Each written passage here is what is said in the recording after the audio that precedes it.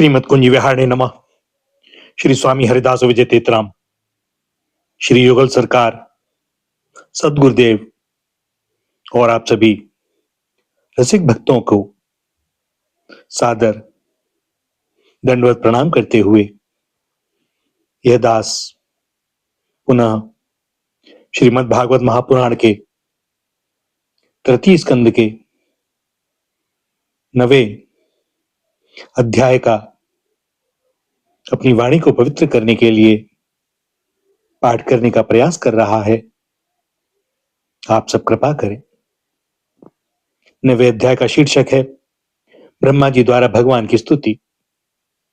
ब्रह्मा जी ने कहा, प्रभु, आज बहुत समय के बाद मैं आपको जान सका हूं। अहो, कैसे दुर्भाग्य की बात है कि देहधारी जीव आपके स्वरूप को नहीं जान पाते। आपके सिवा और कोई वस्तु नहीं है। जो वस्तु प्रतीत होती है वह भी स्वरूपतः सत्य नहीं है, क्योंकि माया के गुणों के शुभित होने के कारण केवल आप ही अनेकों रूपों में प्रतीत हो रहे हैं। देव, आपकी चित्त शक्ति के प्रकाशित रहने के कारण अज्ञान आपसे सदा ही दूर रहता है। आपका यह रूप, जिसके नाभि कमल से मैं प्रकट हुआ हूं, सैकड़ों अवतारों का मूल कारण है। इसे आपने सत्पुरुषों पर कृपा करने के लिए ही पहले प्रकट किया है।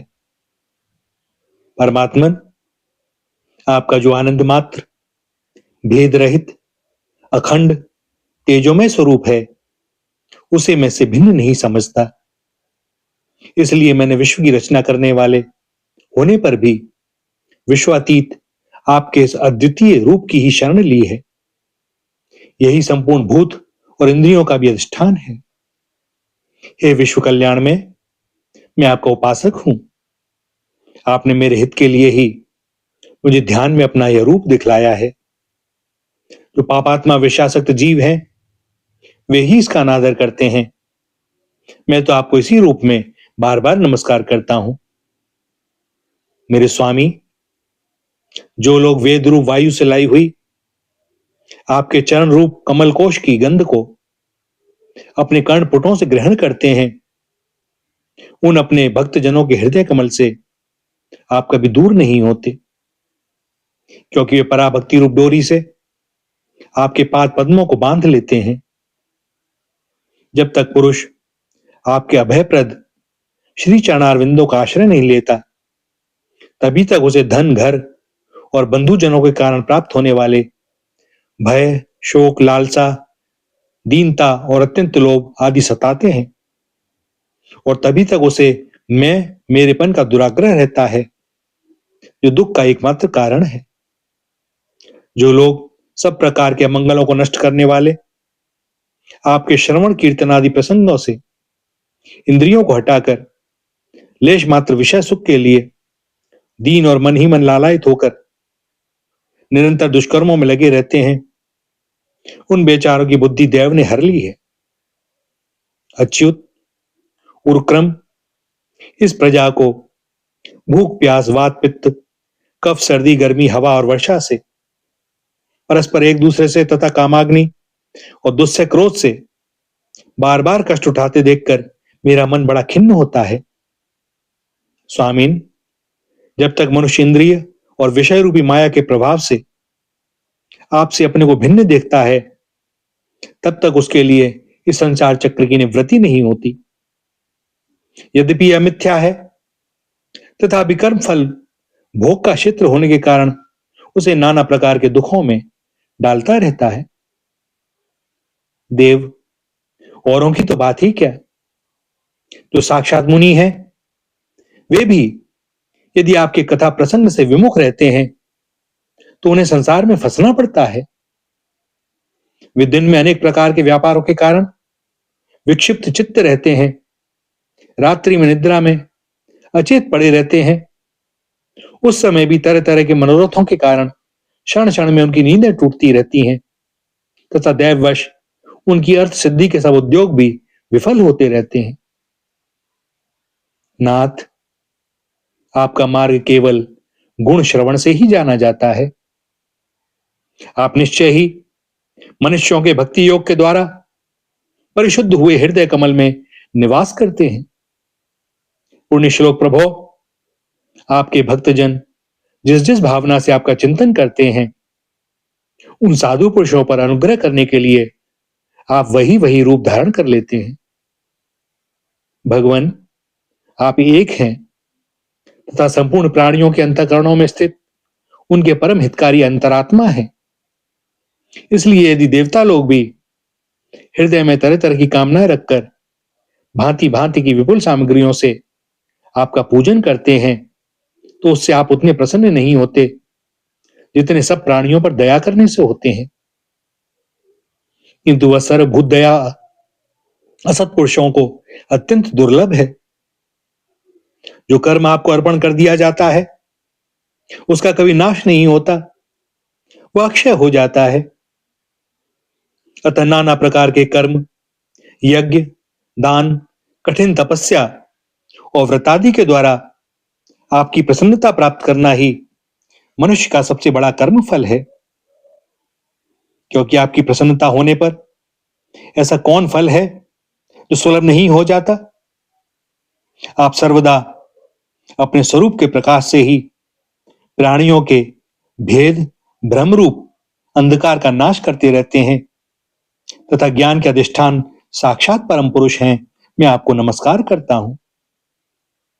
संसार की उत्पत्ति, स्थिति और संहार के निमित्त से जो माया की लीला होती है, वह आपका ही खेल है। अतः आप परमेश्वर को मैं बार बार नमस्कार करता हूं। जो लोग प्राण का त्याग करते समय आपके अवतार, गुण और कर्मों को सूचित करने वाले देवकी नंदन, जनार्दन, कंस निकंदन आदि नामों का विवश होकर भी उच्चारण करते हैं, वे अनेकों जन्मों के पापों से तत्काल छूटकर मायादि आवरणों से रहित ब्रह्मप्रद प्राप्त करते हैं। आप नित्य जन्मा हैं। मैं आपकी शरण लेता हूं। भगवान, इस विश्व वृक्ष के रूप में आप ही विराजमान हैं। आप ही अपनी मूल प्रकृति को स्वीकार करके जगत की स्थिति, जगत की उत्पत्ति, स्थिति और प्रलय के लिए मेरे अपने और महादेव जी के रूप में 3 प्रधान शाखाओं में विभक्त हुए हैं और फिर प्रजापति एवं मनु आदि शाखा प्रशाखाओं के रूप में फैलकर बहुत विस्तृत हो गए हैं। मैं आपको नमस्कार करता हूं। भगवान, आपने अपनी आराधना को ही लोगों के लिए कल्याणकारी स्वधर्म बतलाया है, किंतु वे इस ओर से उदासीन रहकर सर्वदा विपरीत कर्मों में लगे रहते हैं। ऐसी प्रमाद की अवस्था में पड़े हुए इन जीवों की जीवन आशा को जो सदा सावधान रहकर बड़ी शीघ्रता से काटता रहता है, वह बलवान काल भी आपका ही रूप है। मैं उसे नमस्कार करता हूं। यद्यपि मैं सत्यलोक का अधिष्ठाता हूं, जो 2 परार्ध पर्यंत रहने वाला और समस्त लोकों का वंदनीय है, तो भी आपके उस काल रूप से डरता रहता हूं। उससे बचने और आपको प्राप्त करने के लिए ही मैंने बहुत समय तक तपस्या की है। आप ही अधियज्ञ रूप से मेरी इस तपस्या के साक्षी हैं। मैं आपको नमस्कार करता हूं। आप पूर्ण काम हैं। आपको किसी विषय सुख की इच्छा नहीं है, तो भी आपने अपनी बनाई हुई धर्म मर्यादा की रक्षा के लिए पशु, पक्षी, मनुष्य और देवता आदि जीव योनियों में अपनी ही इच्छा से शरीर धारण कर अनेकों लीलाएं की हैं। ऐसे आप पुरुषोत्तम भगवान को मेरा नमस्कार है। प्रभो, आप अविद्या, अस्मिता, राग, द्वेष और अभिनिवेश 5 में से किसी के भी अधीन नहीं है। तथापि इस समय जो सारे संसार को अपने उदर में लीन कर भयंकर तरंगमालाओं से विक्षुब्ध प्रलयकालीन जल में अनंत विग्रह की कोमल शैया पर शयन कर रहे हैं, वह पूर्व कल्प की कर्म परंपरा से श्रमित हुए जीवों को विश्राम देने के लिए ही है। आपके नाभि कमल रूप भवन से मेरा जन्म हुआ है। यह संपूर्ण विश्व आपके उदर में समाया हुआ है। आपकी कृपा से ही मैं त्रिलोकी की रचना रूप उपकार में प्रवृत्त हुआ हूं। इस समय योग निद्रा का अंत हो जाने के कारण आपके नेत्र कमल विकसित हो रहे हैं। आपको मेरा नमस्कार है। आप संपूर्ण जगत के एकमात्र सुहृद तथा आत्मा हैं और शरणागतों पर कृपा करने वाले हैं। अतः आपने जिस ज्ञान और ऐश्वर्य से आप विश्व को आनंदित करते हैं, उसी से मेरी बुद्धि को भी युक्त करें, जिससे मैं पूर्व कल्प के समान इस समय भी जगत की रचना कर सकूं। आप भक्त वांछा कल्पतरु हैं।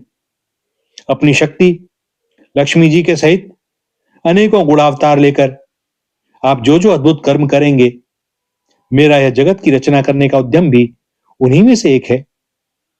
अतः इसे रचते समय आप मेरे चित्त को प्रेरित करें, शक्ति प्रदान करें, जिससे मैं सृष्टि रचना विषयक अभिमान रूप मल से दूर रह सकूं।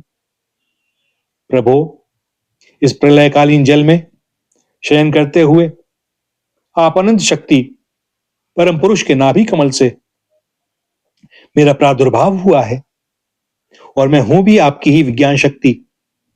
अतः इस जगत के विचित्र रूप का विस्तार करते समय आपकी कृपा से मेरी वेद रूप वाणी का उच्चारण लुप्त ना हो। आप अपार करुणा में पुराण पुरुष हैं। आप परम प्रेममयी मुस्कान के सहित अपने नेत्र कमल खोलिए और शेष सैया से उठकर विश्व के उद्भव के लिए अपनी सुमधुर वाणी से मेरा विषाद दूर कीजिए। श्री मैत्रेय जी कहते हैं, विदुर जी, इस प्रकार तप विद्या और समाधि के द्वारा अपने उत्पत्ति स्थान श्री भगवान को देखकर तथा अपने मन और वाणी की शक्ति के अनुसार उनकी स्तुति कर ब्रह्मा जी थके से होकर मौन हो गए। श्री मधुसूदन भगवान ने देखा कि ब्रह्मा जी इस प्रलय जलराशि से बहुत घबराए हुए हैं तथा लोक रचना के विषय में कोई निश्चित विचार न होने के कारण उनका चित्त बहुत खिन्न है। तब उनके अभिप्राय को जानकर वे अपनी गंभीर वाणी से उनका खेद शांत करते हुए कहने लगे। श्री भगवान ने कहा, वेद गर्भ, तुम विषाद के वशीभूत हो, आलस्य न करो। सृष्टि रचना के उद्यम में तत्पर हो जाओ। तुम मुझसे जो कुछ चाहते हो उसे तो मैं पहले ही कर चुका हूं। तुम एक बार फिर तप करो और भागवत ज्ञान का अनुष्ठान करो। उनके द्वारा तुम सब लोगों को स्पष्टतया अपने अंतकरण में देखोगे। फिर भक्ति युक्त और समाहित चित्त होकर तुम संपूर्ण लोक और अपने में मुझको व्याप्त देखोगे तथा मुझ में संपूर्ण लोक और अपने आप को देखोगे। जिस समय जीव काष्ठ में व्याप्त अग्नि के समान समस्त भूतों में मुझे ही स्थित देखता है, उसी समय वह अपने अज्ञान रूप मल से मुक्त हो जाता है। जब वह अपने को भूत, इंद्रिय, गुण और अंतकरण से रहित तथा स्वरूपतः मुझसे अभिन्न देखता है, तब मोक्ष पद प्राप्त कर लेता है। ब्रह्मा जी नाना प्रकार के कर्म संस्कारों के अनुसार अनेक प्रकार की जीव सृष्टि को रचने की इच्छा होने पर भी तुम्हारा चित्त मोहित नहीं होता। यह मेरी अतिशय कृपा का ही फल है। तुम सबसे पहले मंत्र दृष्टा हो। प्रजा उत्पन्न करते समय भी तुम्हारा मन मुझ में ही लगा रहता है। इसी से पाप में रजोगुण तुमको बांध नहीं पाता। तुम मुझे भूत, इंद्रिय, गुण और अंतकरण से रहित समझते हो। इससे जान पड़ता है कि यद्यपि देहधारी जीवों को मेरा ज्ञान होना बहुत कठिन है, तथापि तुमने मुझे जान लिया है। मेरा आश्रय कोई है या नहीं, इस संदेह से तुम कमल नाल के द्वारा जल में उसका मूल खोज रहे थे, सो मैंने तुम्हें अपना यह स्वरूप अंतकरण में ही दिखलाया है। प्यारे ब्रह्मा जी, तुमने जो मेरी कथाओं के वैभव से युक्त मेरी स्तुति की है और तपस्या में जो तुम्हारी निष्ठा है, वह भी मेरी ही कृपा का फल है। लोक रचना की इच्छा से तुमने सगुण प्रतीत होने पर भी जो निर्गुण रूप से मेरा वर्णन करते हुए स्तुति की है, उससे मैं बहुत प्रसन्न हूं। तुम्हारा कल्याण हो। मैं समस्त कामनाओं और मनोरथों को पूर्ण करने में समर्थ हूं। जो पुरुष नित्य प्रति इस स्रोत द्वारा स्तुति करके मेरा भजन करेगा, उस पर मैं शीघ्र ही प्रसन्न हो जाऊंगा। तत्ववेत्ताओं का मत है कि पूर्त, तप, यज्ञ, दान, योग और समाधि आदि साधनों से प्राप्त होने वाला जो परम कल्याणमय फल है, वह मेरी प्रसन्नता ही है। विधाता, मैं आत्माओं को भी आत्मा और स्त्री पुत्रादि प्रियों का भी प्रिय हूं। देहादि भी मेरे ही लिए प्रिय हैं, अतः मुझसे ही प्रेम करना चाहिए। ब्रह्मा जी, त्रिलोकी को तथा जो प्रजा इस समय मुझ में लीन है, उसे तुम पूर्व कल्प के समान मुझसे उत्पन्न हुए अपने सर्व वेदमय स्वरूप से स्वयं ही रचो। श्री मैत्रेय जी कहते हैं, प्रकृति और पुरुष के स्वामी कमलनाथ भगवान सृष्टिकर्ता ब्रह्मा जी को इस प्रकार जगत की अभिव्यक्ति करवाकर अपने उस नारायण रूप से अदृश्य हो गए। यहाँ पर तृतीय स्कंद के 9वें अध्याय का समापन होता है और 10वें का शुभारंभ। 10वें अध्याय में 10 प्रकार की सृष्टि का वर्णन है। विदुर जी ने कहा, मुनिवर, भगवान नारायण के अंतर्ध्यान हो जाने पर संपूर्ण लोकों के पिता में ब्रह्मा जी ने अपने देह और मन से कितने प्रकार की सृष्टि उत्पन्न की। भगवान, इनके सिवा मैंने आपसे और जो जो बातें पूछी हैं, उन सब का भी क्रमशः वर्णन कीजिए और मेरे सब संशयों को दूर कीजिए, क्योंकि आप सभी बहुज्ञों में श्रेष्ठ हैं। सूत जी कहते हैं, शौनक जी, विदुर जी के इस प्रकार पूछने पर मुनिवर मैत्रेय जी बड़े प्रसन्न हुए और अपने हृदय में स्थित उन प्रश्नों का इस प्रकार उत्तर देने लगे। श्री मैत्रेय जी ने कहा, अजन्मा भगवान श्री हरि ने जैसा कहा था, ब्रह्मा जी ने भी उसी प्रकार चित्त को अपने आत्मा श्री नारायण में लगाकर 100 दिव्य वर्षों तक तप किया। ब्रह्मा जी ने देखा कि प्रलयकालीन प्रबल वायु के झकोरों से जिससे वे उत्पन्न हुए हैं तथा जिस पर बैठे हुए हैं, वह कमल तथा जल कांप रहे हैं। प्रबल तपस्या एवं हृदय में स्थित आत्मज्ञान से उनका विज्ञान बल बढ़ गया और उन्होंने जल के साथ वायु को भी पी लिया। फिर जिस पर स्वयं बैठे हुए थे, उस आकाशव्यापी कमल को देखकर उन्होंने विचार किया कि पूर्व कल्प में लीन हुए लोगों को मैं इसी से रचूंगा। तब भगवान के द्वारा सृष्टि कार्य में नियुक्त ब्रह्मा जी ने उस कमल कोश में प्रवेश किया और उस एक के ही भू, भुवः, स्वः ये 3 भाग किए। यद्यपि वह कमल इतना बड़ा था कि उसके 14 भुवन इससे भी अधिक लोगों के रूप में विभाग किए जा सकते थे। जीवों के भोग स्थान के रूप में इन्हीं 3 लोकों का शास्त्रों में वर्णन हुआ है। जो निष्काम कर्म करने वाले हैं, उन्हें मह, तपह, जनः और सत्यलोक रूप ब्रह्मलोक की प्राप्ति होती है। विदुर जी ने कहा, ब्रह्मन, आपने अद्भुत कर्मा विश्वरूप हरि की जिस काल नामक शक्ति की बात कही थी, प्रभु उसका कृपया विस्तार पूर्वक वर्णन कीजिए। श्री मैत्रेय जी ने कहा, विषयों का रूपांतर अर्थात बदलना ही काल का आकार है। स्वयं तो वह निर्विशेष, अनादि और अनंत है। उसी को निमित्त बनाकर भगवान खेल खेल में अपने आप को ही सृष्टि के रूप में प्रकट कर देते हैं। पहले यह सारा विश्व भगवान की माया से लीन होकर ब्रह्म रूप से स्थित था। उसी को अव्यक्त मूर्ति काल के द्वारा भगवान ने पुनः पृथक रूप से प्रकट किया है। यह जगत जैसा अब है, वैसा ही पहले था और भविष्य में भी वैसा ही रहेगा। इसकी सृष्टि 9 प्रकार की होती है तथा प्राकृत व्यकृत भेद से एक 10वीं सृष्टि और भी है और इसका प्रलय काल द्रव्य तथा गुणों के द्वारा 3 प्रकार से होता है। अब 10 प्रकार की सृष्टि का वर्णन, जिसमें पहली सृष्टि मैं तत्व की है। भगवान की प्रेरणा से सत्व आदि गुणों में विषमता होना ही इसका स्वरूप है। दूसरी सृष्टि अहंकार की है, जिससे पृथ्वी आदि पंचभूत एवं ज्ञानेन्द्रिय और कर्मेंद्रियों की उत्पत्ति होती है। तीसरी सृष्टि भूत सर्ग है, जिसमें पंच महाभूतों को उत्पन्न करने वाला तन्मात्र वर्ग रहता है। चौथी सृष्टि इंद्रियों की है, यह ज्ञान और क्रिया शक्ति से संपन्न होती है। पांचवी सृष्टि सात्विक अहंकार से उत्पन्न हुए इंद्रियाधिष्ठाता देवताओं की है। मन भी इसी सृष्टि के अंतर्गत है। छठी सृष्टि अविद्या की है। इसमें तामिस्त्र, अंधतामिस्त्र, तम, मोह और महामोह ये 5 गांठें हैं। यह जीवों की बुद्धि का आवरण और विक्षेप करने वाली है। ये 6 प्राकृत सृष्टियां हैं। अब व्यकृत सृष्टियों का भी विवरण सुनो। जो भगवान अपना चिंतन करने वालों के समस्त दुखों को हर लेते हैं, यह सारी लीला उन्हीं श्री हरि की है। वे ही ब्रह्मा के रूप में रजोगुण को स्वीकार करके जगत की रचना करते हैं। 6 प्रकार की प्राकृत सृष्टियों के बाद 7वीं प्रधान व्यकृत सृष्टि इन 6 प्रकार के स्थावर वृक्षों की होती है। पहला वनस्पति, दूसरा औषधि, तीसरी लता, चौथी त्वक्सार, पांचवा वीरुद और छठा द्रुम।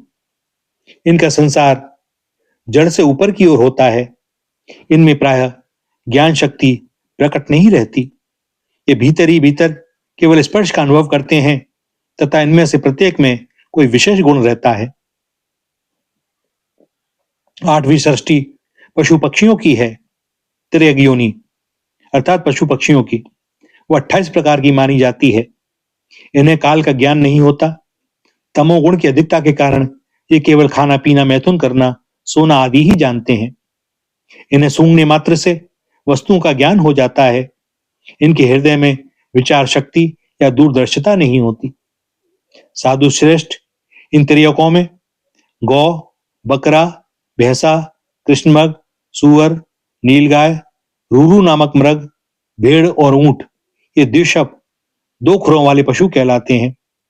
गधा, घोड़ा, खच्चर, गौरमृग, शरफ और चमरी ये 1 शफ अर्थात 1 खुर वाले हैं। अब 5 नख वाले पशु पक्षियों के नाम सुनो। कुत्ता, गीदड़, भेड़िया, बाघ, बिलाव, खरगोश, साही, सिंह, बंदर, हाथी, कछुआ, गोह और मगर। बगुला, गिद्ध, बटेर, बाज, भास, भल्लूक, मोर, हंस, सारस, चकवा, कौआ और उल्लू आदि उड़ने वाले जीव पक्षी कहलाते हैं। विदुर जी, 9वीं सृष्टि मनुष्यों की है। यह एक ही प्रकार की है। इसके आहार का प्रवाह मुंह से नीचे की ओर होता है। मनुष्य रजोगुण प्रधान, कर्मपरायण और दुखरूप विषयों में ही सुख मानने वाले होते हैं। स्थावर, पशु पक्षी और मनुष्य ये तीनों प्रकार की सृष्टियां तथा आगे कहा जाने वाला देव सर्ग वैकृत सृष्टि है तथा जो मैतत्वादि रूप वैकारिक देव सर्ग हैं उनकी गणना पहले प्राकृत सृष्टि में की जा चुकी है। इसके अतिरिक्त सनत कुमार आदि ऋषियों का जो कौमार सर्ग है वह प्राकृत वैकृत दोनों प्रकार का है। देवता, पितर, असुर, गंधर्व, अप्सरा, यक्ष, राक्षस, सिद्ध, चारण, विद्याधर, भूत, प्रेत, पिशाच और किन्नर, किमपुरुष, अश्वमुख आदि भेद से देव सृष्टि 8 प्रकार की है। विदुर जी, इस प्रकार जगतकर्ता श्री ब्रह्मा जी की रची हुई यह 10 प्रकार की सृष्टि मैंने तुमसे कही। अब आगे मैं वंश और मनवंतर आदि का वर्णन करूंगा। इस प्रकार सृष्टि करने वाले सत्य संकल्प भगवान हरि ही ब्रह्मा के रूप में प्रत्येक कल्प के आदि में रजोगुण से व्याप्त होकर स्वयं ही जगत के रूप में अपनी ही रचना करते हैं। भैया, यहाँ तृतीय संध के 10वें अध्याय का समापन होता है और दास को आज्ञा दें वाणी को विराम देने की। श्री राधा, श्री राधा, श्री राधा।